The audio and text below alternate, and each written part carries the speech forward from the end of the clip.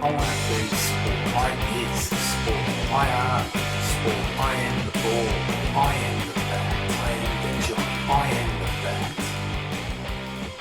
G'day World Wide Web, Lew Dub with another edition of Personal Best. Thanks for tuning in. This is the 2021 Melbourne Cup preview by Lew Dub's Personal Best, the best Melbourne Cup preview in the world. So first off, we'll go through each runner in number order, and to finish up we'll just do a little summary and I'll give you guys a bit of an idea of where I stand with this year's Melbourne Cup and who I think will probably get the money. Okay, let's start going through the runners in number order, as I said. Righto, so here he is, number 1, Twilight Payment, the winner of last year's race. He's coming in this year, he's going to carry 58 kilos. I'm going to try to keep each runner to about a little over a minute. So yeah, he's 1 year older and he's going to be carrying 2.5 kilos more. Last year it was 55.5, this time 58 kilos that he's carrying. Right, it was the thing that he had going for him last year also was that super ride by Jai McNeil, leading all the way. And this year though, there are a few things that seem to be going uncited by all the mainstream experts, and that's that Twilight Payment ran second in this year's Irish St Leger, a race that he ran in last year where he came third. And so not only did he finish closer to the winner in this year's race, but he's also rated better if you go to the racing ratings. So Twilight Payment, number 1, he's got a really cozy barrier. You've got Jai McNeil, who's in pretty good form there. You can see this year he's on that 15%, one of the better averages at Flemington. And for this year, his win strike rate, that seems to be missing. The place strike rate is 42. He's going well. So the jockey probably not going to let him down. Again, barrier 2, he should be figuring if you're having your exotics and even higher, possibly. So we go down to number 2, and I'm just trying to find who that is. It's Incentivise, Australia's favourite galloper at the moment, taking over the mantle of Zaki, who was all the rage after a big Brisbane winter, but Incentivise also had that big winter. He's a 5-year-old by Seamus Award, a Cox Plate winner, our Weight for Age Championship over 2,000 metres.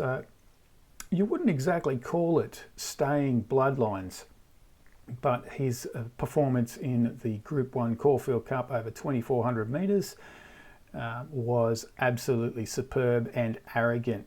He used up a lot of fuel just getting across to take the lead. He didn't take the lead actually, but he used up a lot of fuel in taking his position, which admittedly it did end up being a cosy little position, but he also did come out 3 wide earlier than required and still ran on and moved away from his opposition in the closing stages, just totally dominant, and he's shown that throughout this throughout the Brisbane winter and also through this spring. It's been 3 races for him at Group 1 level in this preparation, and he has dominated all of them.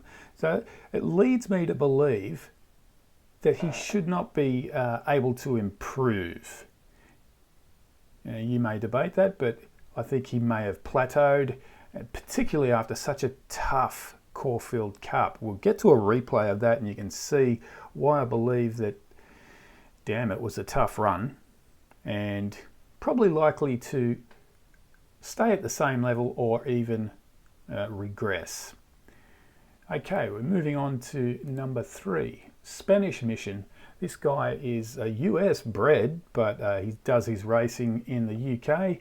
He famously went neck and neck with Stradivarius in the Group 2 Lonsdale Cup in August. That's a 3,300 metre race, slightly longer than the Melbourne Cup.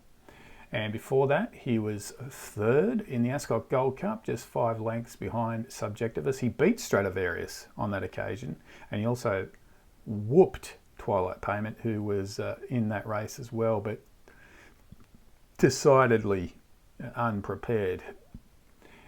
Prior to that, he'd won a Group 2 2800 metre race, the Yorkshire Cup, and a small field. This is the one query I have about Spanish Mission. He has not really raced in a large field. The largest field was 13 horses, and he did have a good result. He did come second in Riyadh. I think that was earlier this year, 2021. But he's going to be racing in that big 24 horse field, and it could be a deciding factor whether he adapts to all these horses around him. Okay, so we'll move on next to the Australian Horse of the Year, Very Elleegant. She's the 6-year-old mare. She seems to have been around consistent for so long. She's got barrier 19. Could be a bit of a negative, but she's got a racing pattern of getting back anyway. You can see that's down the right column, by the way. I should point that out. You can just freeze the screen if you're new to some of these horses. Her last start was in that Weight for Age Championship, the Cox Plate. She hit the line strongly and probably lost a little momentum. She coming around the turn in that race, she was 4 and 5 wide and was unable to track down the two eventual winner and runner-up, Animo and State of Rest, wasn't it? Her Very Elleegant was disappointing in the Turnbull. That was a 2,000 metre race, Group 1. She came up against Incentivise in that race. She finished 3.5 lengths behind, and but I just think from there she's probably able to improve, and a top 5 finish is pretty likely for her. Okay, next up, number 5, Explosive Jack. He won 3 derbies in the 2020-21 racing season. He really did catch the eye in his first start back in this preparation, making up some ground in the 1600 metre race at Group 1 level. But his next run was in the Turnbull, made up even more ground on the fading Very Elleegant. That was her worst run of the prep, and in doing that, he finished behind her, but he was 5th, 3.9 lengths behind Incentivise. His Caulfield Cup run, though, was an absolute stinker, and as I put out a video recently called Caulfield Cup Conversions, and in that I discussed how very few runners, after finishing well behind in the Caulfield Cup, will then finish any closer in the Melbourne Cup. And there weren't really any excuses offered. He raced from the same position as per usual. Track conditions weren't too different, and the only thing that may be in his favour and would allow me to accept that he may be able to turn things around is that he did do a bit more work than usual in the early stages in the Caulfield Cup. Okay, next up we go to number 6, The Chosen One. He's a 6-year-old. He's an entire too, so that's handy for them. Still going around 35 starts.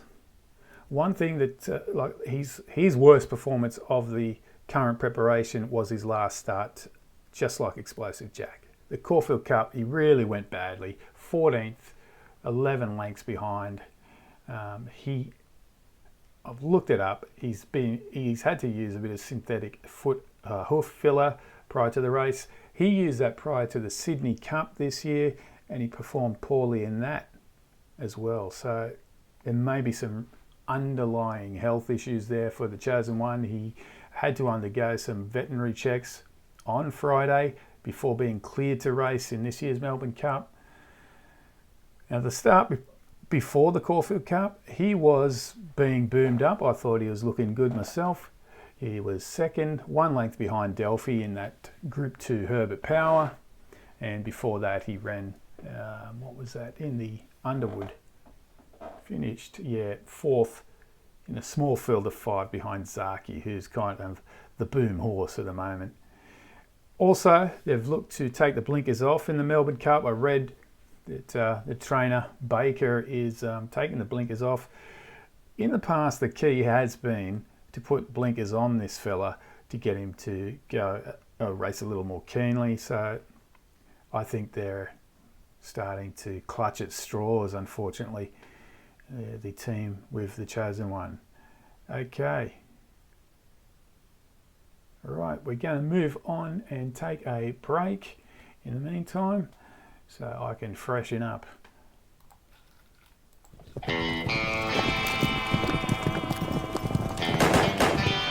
Get locked and loaded with WishBet. WishBet, there's a new sheriff in town.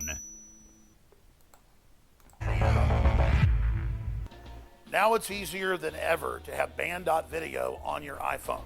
Simply go to band.video with your Safari browser. Then you click the share button at the bottom of the screen. When the menu comes up, you simply click Add to Home Screen. It will then ask you to name the app. I suggest band.video. You will now have band.video app on your home screen, despite the fact that Tim Cook tried to stop it.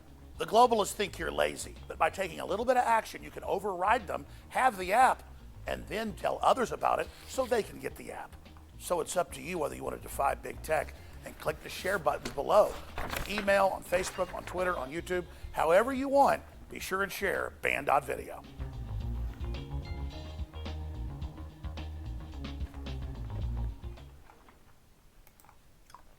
Yeah, welcome back. Just a little bit of news or information around the Melbourne Cup for you guys. Going through the prize money, you may not know this, the race is worth around about 8 million. First place gets 4.4 million. Second gets 1.1 million. Third place, you take home 550,000. Fourth place gets 350,000.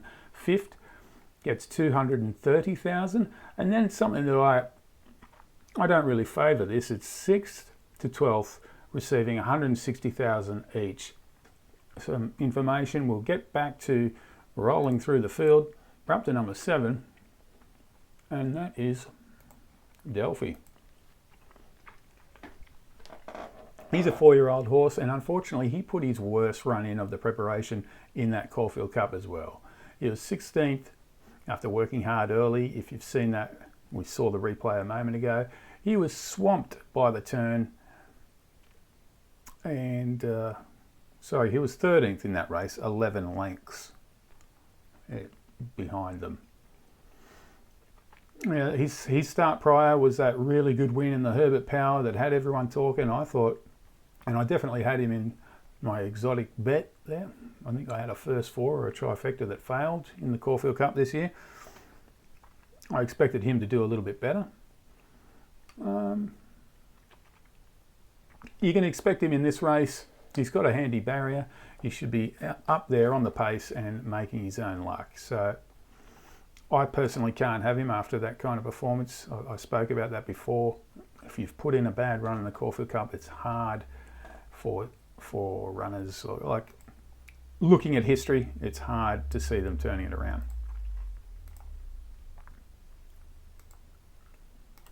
Next up is Ocean Billy, one of my favourites, the Auckland Cup winner. He came over after 3 races in New Zealand, a 1200 metre race, a 1400 metres race, 1600 metres. That was up until the 1st of October, and then turned up in Australia on about the 6th of October, and he's racing 10 days later in the 2400 metre Caulfield Cup, Group 1 level. Not the best preparation, and he ended up, where is it? He finished about 9th or something. He was close to 9 lengths behind Incentivise, which makes him about 3 lengths behind those other minor place getters. If he makes some improvement out of that race, I think that he's a fair chance to finish in the minor placings. I mean, 4th, 5th. And here in Australia, there's a few online bookies that are offering bets of first 10 or first 5. So maybe consider him for that. The first 10, I've seen him paying as much as $4, and I'll probably put a few dollars on that myself. I think he's definitely got enough staying credibility. We saw that in his win in the Auckland Cup. So keep him in mind if you're thinking about a top 10 bet. Ocean Billy from Barrier 13. He's got Chris Waller training him. A couple of things in his favour there, so keep him in mind. Okay, up to number 9. It's Selino, the Sydney Cup winner. He's had 20 starts, 3 wins and 7 placings. This guy, I liked him prior to the Sydney Cup, and then he kind of unimpressive in about the 2 races before the Sydney Cup, and so I went off him, failed to put any money on him that day, and the rest is history. This preparation's been pretty similar. He did catch the eye in the Bark Cummings, but then his run in the Caulfield Cup was, far from impressive. But I read the comments from the jockey on the day. He said that Selino was going great guns. One thing I will say also, which is a bit of a negative for Selino, I've seen that they're going to be putting on a lugging bit and also the Norton bit. I think they're taking off the lugging bit and putting on the Norton bit. So gear changes at this point in the prep, and like before a big race, it's the first time they're using it. Risky stuff. We know this guy can run out 2 miles. That's something that's in his favour, and I'm probably going to throw him in me exotic bets, because of what we've seen from him in that Sydney Cup. All right, moving on. The next one is Johnny Get Angry. Johnny Get Angry, well, he's a Derby winner. He won last year's Victoria Derby, but according to Glenn Boss, Johnny Get Angry shouldn't be in the Cup. He's a waste of time and he won't be taking any wages from anybody, Bossy said. His trainer, the former AFL coach Dennis Pagan, had something to say about that, but we'll stay away from that stuff. A little feud. He's definitely, I kind of agree with Glenn Boss that you shouldn't be betting much money on this fella. Not even for the first 10. Look, he's gotten worse throughout the preparation. He was 6 lengths, 10th in that, I think it was the Maccabee Diva. Carried a lot of weight. And his last start was in the Geelong Cup. They've tried to race on the pace. That failed as well. They're kind of pulling every trick out of the hat, trying to get him to rediscover that form from the 2020-21 season, and it's just not happening. I couldn't spend a cent on him. Next up, Knight's Order. Here's another one that's gone way off the boil. He won the Brisbane Cup in the Queensland Winter earlier this year. They only get a small break if they come back from then, from the winter racing, just like Incentivise. So you don't get much break if you come back and race in the spring. First up after his winter campaign was that Group 3 Naturalism. He came 9th after having a lot of hard work to do early on. He likes to get forward, so they really worked hard trying to get to lead, and he finished 4 lengths, 9th. Like he looked gritty, and I've mentioned it a few times. I thought that he was pretty stubborn in fighting on in that race and only losing by 4 lengths. But then his next start in the Group 3 Bark Cummings, same thing happened. Worked hard early, and then by the 600 he was gone. If you're a Parramatta Eels fan and you see the silks, blue and yellow, don't bet on it. It's not enough reason to bet on him, okay? Next up, Persan. Great run in last year's Melbourne Cup after a long preparation. He'd been in racing from about May or something. Super effort. He came 5th. He was so close to finishing the first 4. This year it was a strong performance in the Caulfield Cup. Racing in, I thought it was a bit unfamiliar how close to the lead he was. Of course, he's unable to stick with Incentivise, but Incentivise carries 1.5 kilos more this time. And they're going to go to that 2 miles that Incentivise hasn't been to. Persan has. Let's say that he's improved a little bit out of the Caulfield Cup run because he's only had a short preparation, only the 3 races prior, I believe, to this. So he should take some improvement out of the Caulfield Cup. If he improves by a length or even 2, then Incentivise is also carrying 1.5 kilos more. And that can make things a bit interesting. He's definitely a horse that will be there in exotic bets. Surely he's going to be up there in that first 5, Persan, unless something goes wrong. He's got a 11 barrier. He's a horse that can show gate speed, and it's going to make it a little bit difficult for Incentivise to get across. A lot of people seem to be thinking Incentivise will get across and have it all his way from 16. Well, Persan's one of the ones that could be a bit of a nuisance to him. Keep Persan in your exotics. Next up, Carif. Well, they're running around, Connections are running around in some famous silks. They're running around in the Melbourne Cup. Blake McDougall is on board. He's got a good barrier, but yeah, he's been nowhere near what his potential says that he can achieve. He was a respectable second in the Brisbane Cup behind Knight's Order. That horse has gone off the boil, yeah. Anyway, he was back to racing in the spring over 1,500 metres, the Group 3 Cameron at Newcastle.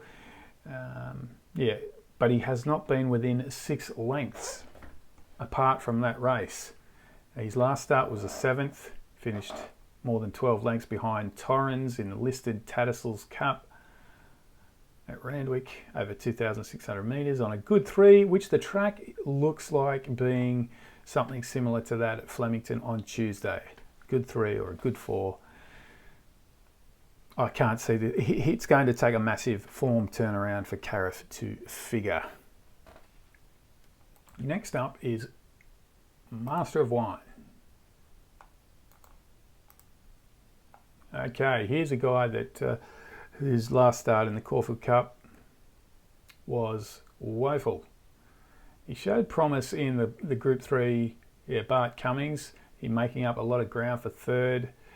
But before that, see, that run surprised me, coming 3rd in the Bart Cummings. But then he ran poorly in the Group 3 Kingston Town before that, finishing behind She's Ideal. He's usually settling near the rear of the field. Yeah.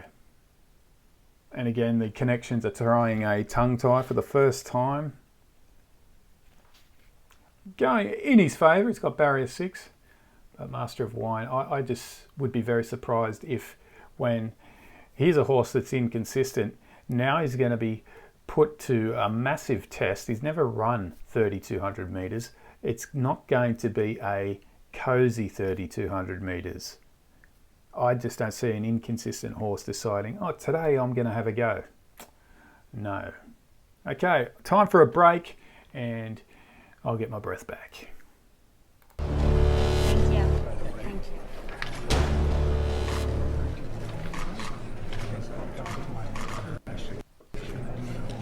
Thank You're good. you. Thank you. All right, nice. Right next to me. There you go. And we're going to have There you go. Daddy put his left hand in the Bible if he can. God love him. You're a lucky man. You're a lucky man. He's having fun. Thank you, sir. No serious guys here. 30 years. Everybody else is looking forward to it. I can tell you, my daughter.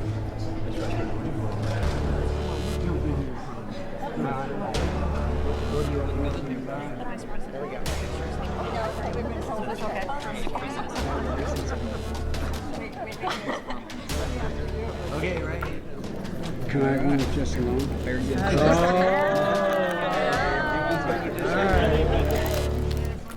What's your name? I tell you.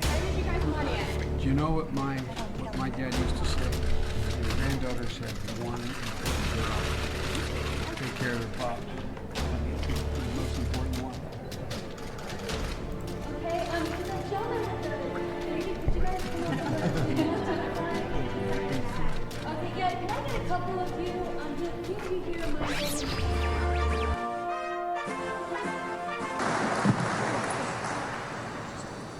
As you guys get comfortable. I'm especially honored to share the stage with Brittany and Jordan and Nathan and Margaret Catherine. I love those barrettes in her hair, man. I tell you what, and look at her. She looks like she's 19 years old, sitting there with her, like a little lady with her legs crossed. And to get hot, I got hairy legs that turn turn blonde in the sun. And the kids used to come up and reach in the pool and rub my leg down so it was straight, and then watch the hair come back up again. They'd look at it. So I learned about roaches. I learned about kids jumping on my lap. And I've loved kids jumping on my lap. And I've loved kids jumping on my lap. And I've loved kids jumping on my lap.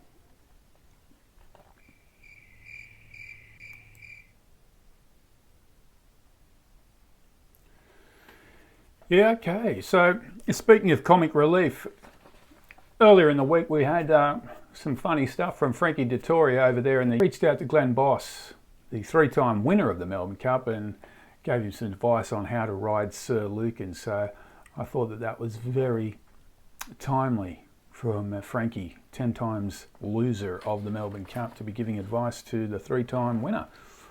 Okay, next up, we are moving to number 15. It's Pondus, and we'll just get those guys up on the screen. Okay, Pondus, we saw him last year not winning, but he ran a second, I believe it was a second and a third in last year's Bendigo Cup, and it may have been the Sandown Classic. He was disappointing in his last start, the Moonee Valley Gold Cup. We'll look the winner at the turn, but he just couldn't sustain. Although he did do a little bit of work early, he still should be beating those horses.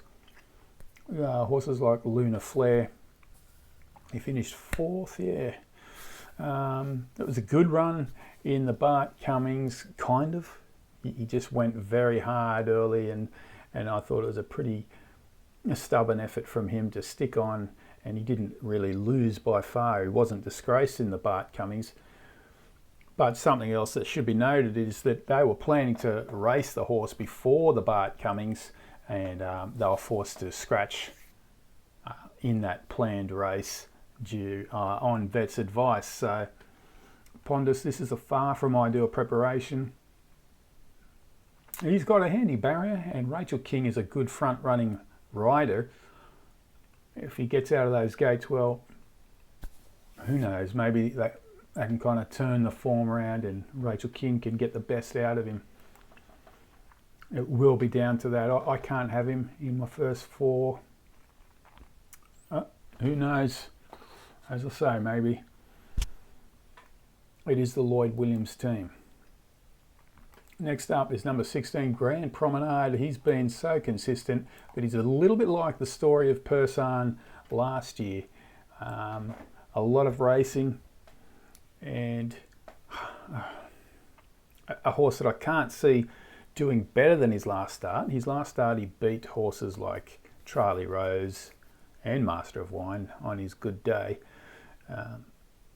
But he's dropping weight from that race. He was so dominant throughout the Victorian winter as well. He was second in the Andrew Ramsden. That was over 2,800 metres, finishing behind the in-form Realm of Flowers, who was second prior to that in the Sydney Cup. So, geez, he's had very little rest.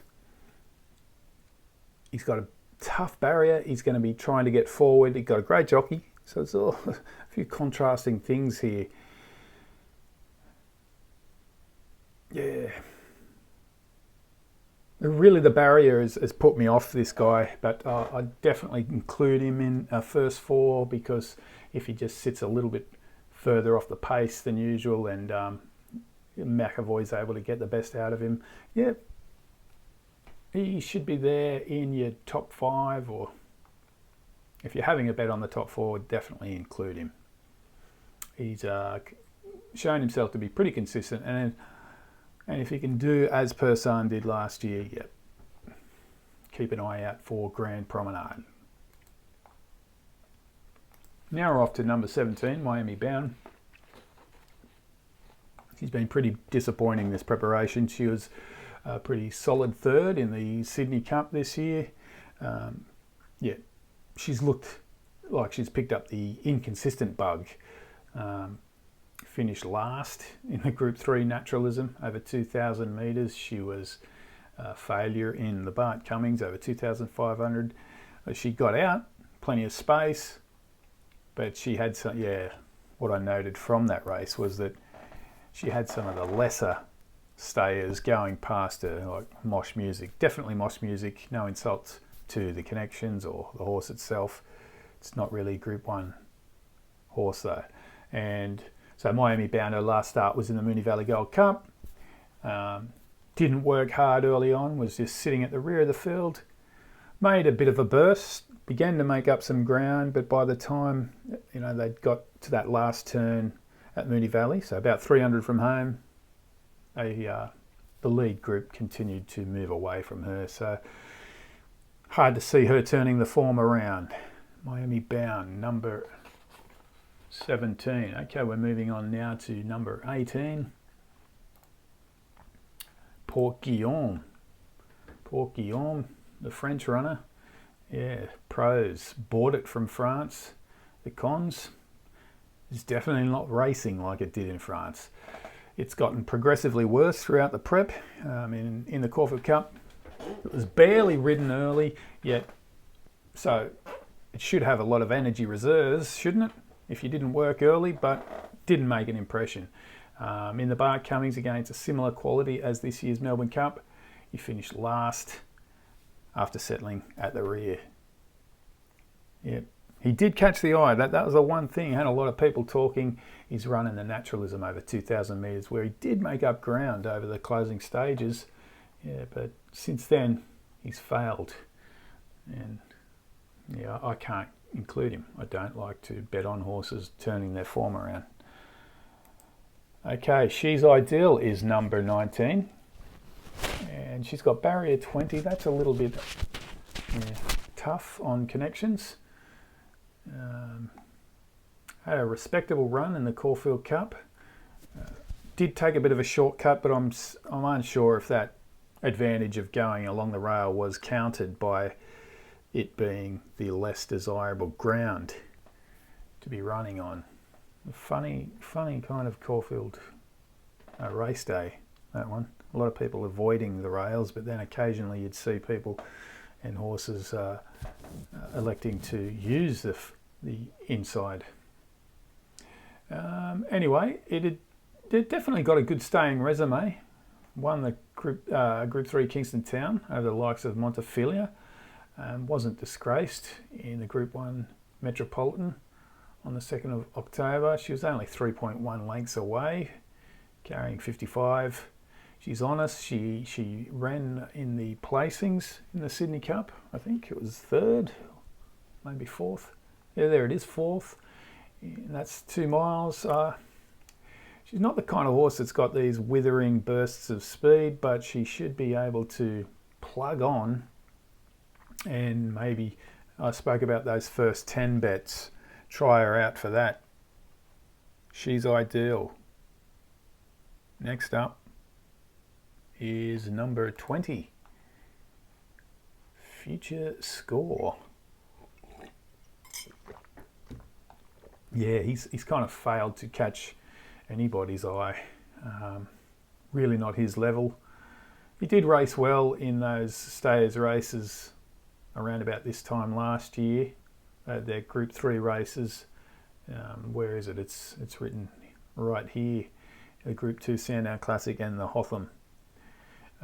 In this prep, yeah, he has not finished within 5 lengths. He's had starts in that 2,000 metre race, the Group 3 Naturalism, the Herbert Power, and the Moonee Valley Gold Cup. So that's against a lot of the horses that he's going to be running against in the Melbourne Cup. Don't see how he's going to turn it around in the 2 mile race. That's future score. Don't. It's your money.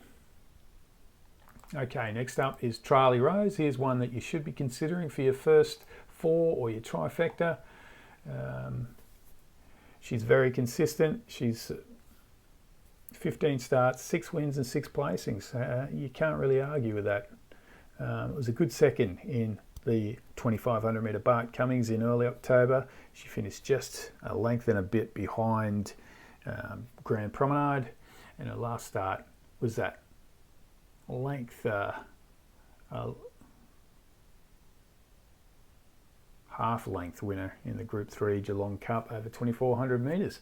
It was a good track that day. She had 55.5 kilos.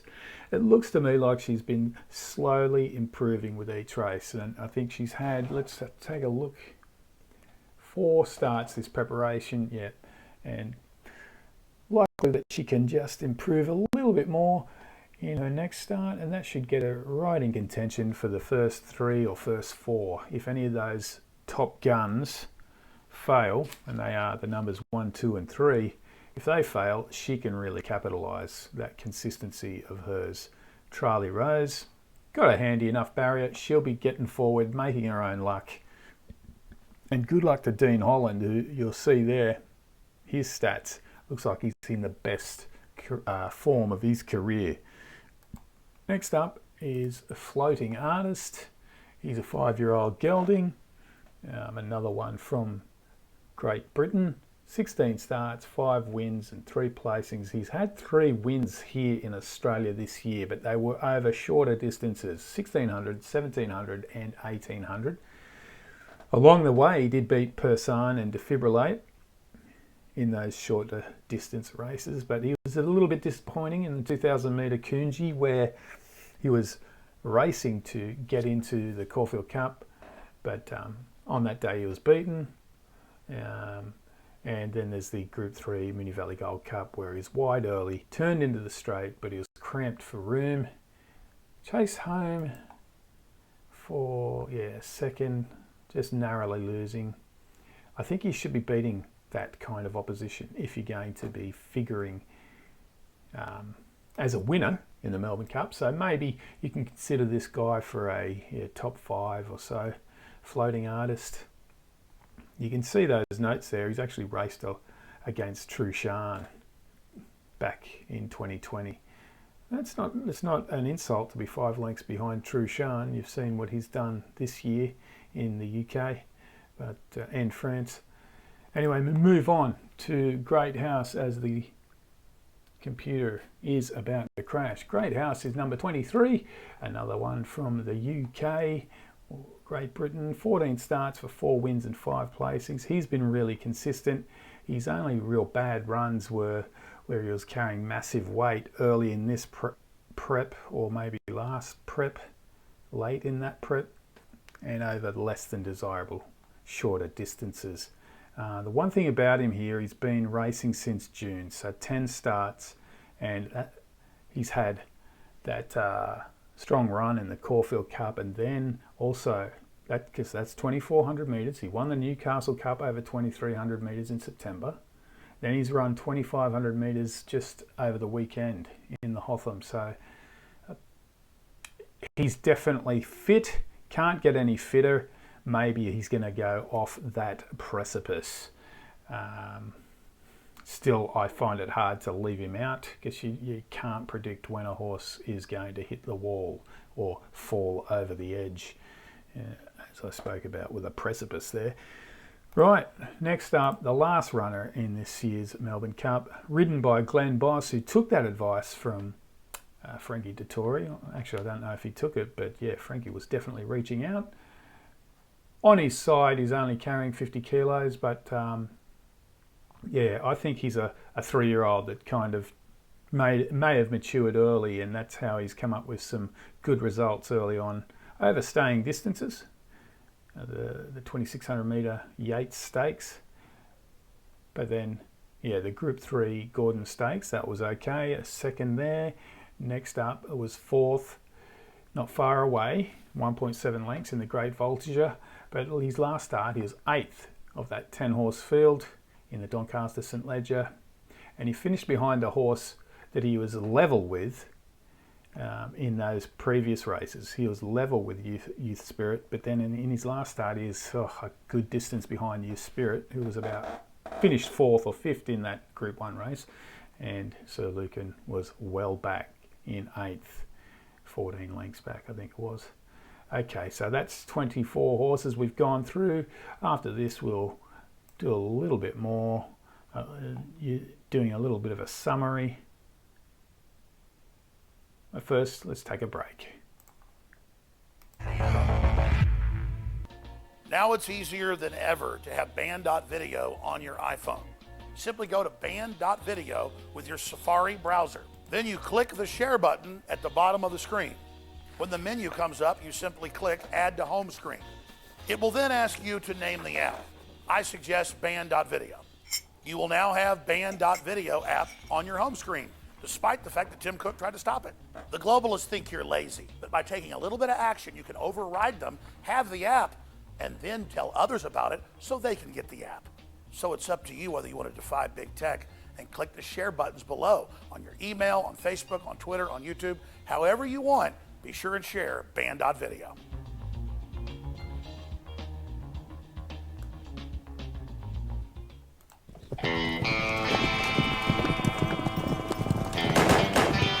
Get locked and loaded with WishBet. WishBet. There's a new sheriff in town. Okay, we've gone through the whole 24 horses. Now I'm going to close it up with a little bit of a summary, and I've got some notes that I prepared to explain this. Now I haven't done a speed map too. I want to say that I haven't done a speed map at this stage. That will be going onto the website. Keep an eye on that on maybe Tuesday morning. I'll be doing that. Also, a quick thank you to the viewers who keep coming back to the channel. We've had a real surge over the last week or two, and shout out to the viewers in PNG and Fiji. I'm really surprised by the amount of people watching from over there. I hope you guys can pick a winner on Melbourne Cup Day. Okay, let's get into this summary. So using Great House as a reference, we can see, or we can say that Incentivise will be susceptible, and $2.50 is under the odds. Now, Great House finished in the Caulfield Cup 5.5 lengths behind Incentivise. Now, we're going to add 1.5 kilograms to Incentivise. That should bring him to within maybe 4.5 lengths. That's Great House is now within 4.5 lengths of Incentivise. Now let's consider that Great House defeated Mirage Dancer by just, that's a pretty good margin. He beat Mirage Dancer by 4 lengths in the Hotham, and 1 week earlier, Tralee Rose beat Mirage Dancer by 6.6 lengths. Because those two horses there's a kind of a disparity in weights between what Tralee Rose carried and Great House carried on those days, so consider them to equal. Now assume that Tralee Rose with a 4-race prep is still on an upward trajectory, as I spoke about before. Maybe Great House may have plateaued after 10 races. But anyway, Tralee Rose, if she improves 1 length and she is a true 2-miler, she could be within 3.5 lengths of Incentivise. Assuming, or let's assume that Incentivise has hit his high point in the Caulfield Cup, and if he regresses by just 1 length, now Tralee Rose is within 2.5 lengths. Okay, you've got to buy that Incentivise is going to regress and Tralee Rose may be improving. Our next still shot, we go to the Bart Cummings, and just consider this. Grand Promenade beat Tralee Rose in the Bart Cummings. So you have to put him on the same level or higher, as those two horses both dropped 3 kilograms from that race. Also, consider that Persan finished ahead of Great House in the Caulfield Cup. There's Persan. And now you have, yeah, so you've got these 4 horses, Persan, Grand Promenade and Tralee House, plus Great House. They're within about 3.5 lengths of Incentivise. Now ask yourself, is Twilight Payment 3 lengths better than Tralee Rose? Remembering that he is carrying 7 kilograms more than her. Also, ask yourself, is Spanish Mission, who went neck and neck with one of the world's top 5 2-milers, Stradivarius, is he capable of beating Tralee Rose by 2.5 lengths, given this 6 kilogram weight disparity between them? She's carrying 51 and Spanish Mission carrying 57. If he is better than her by 2.5 lengths, he is going to give Incentivise a big shake. Now, another argument that supports Twilight Payment's cause is Very Elegant. Let's take a look at the photo finish from last year's Melbourne Cup. She ran 3.8 lengths 7th to Twilight Payment in that 2020 Melbourne Cup, where he ran a super time, 3 minutes 17:30 something. Anyway, she carried, Very Elegant was carrying 55.5 kilos that in the Melbourne Cup of 2020. He carried 55.5 kilos as well. That's Twilight Payment. This year, Very Elegant carries 57 kilograms. That's 1.5 kilograms more, and Twilight Payment carries 58. That's 2.5 kilograms more. So the facts are, Twilight Payment will have a 1 kilogram burden in comparison to last year when comparing him with Very Elegant. He beat her by 3.8 lengths. So that's not going to bring them back together. So at best, given all things are the same, she could get to within 2 or 2.5 lengths. He has to regress, and Twilight and Very Elegant has to improve for her to get closer to Twilight Payment this year. And to consolidate that, think about the Turnbull, where she finished 3.5 lengths, Very Elegant this is, finished 3.5 lengths behind Incentivise, and she was bad that day. She was well under her best. Yes, he carried a kilo more. I think it was a half a kilo more that day. On Melbourne Cup Day, he gets a swing of half a kilo. He's got a tough barrier from 16. He's going to a new distance. He's going to be facing better opponents. I think Incentivise is susceptible. I think $2.50 is under the odds. You bet on him at your own risk.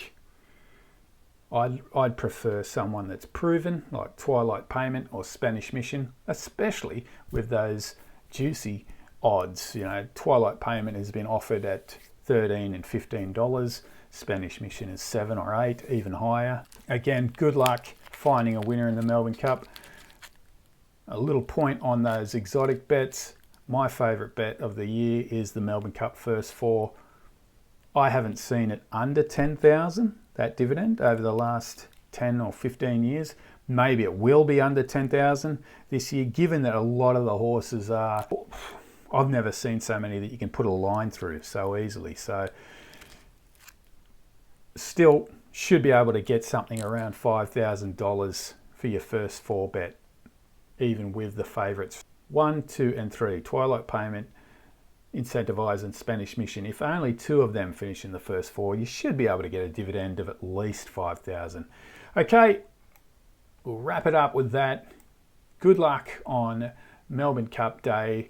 It's Tuesday, the 2nd of November. The race kicks off at 3 p.m. Australian Eastern Daylight Time. Enjoy and check the odds. Pick a winner.